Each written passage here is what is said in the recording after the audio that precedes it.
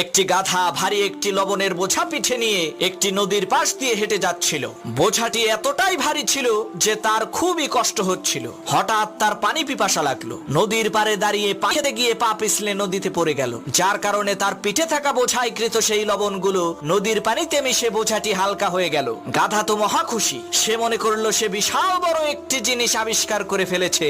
সে ভেবেছিল নদীর পানিতে নামলেই মনে হয় বোঝা হালকা হয়ে যায়। পরের দিন সেই গাধাটি বড় একটি তুলার বোঝা পিঠে নিয়ে ক্লান্ত হয়ে গেল। পথিমধ্যে একটি নদী দেখে সে খুবই খুশি হলো। হোঁচট খাওয়ার ভান করে সে নদীর পানিতে বসে পড়লো। এতে করে সেই গাধার পিঠে থাকা তুলার বোঝাটি নদীর পানিতে ভিজে আরো ভারী হয়ে গেল, যার কারণে সেই গাধাটি আর উঠে দাঁড়াতে পারলো না।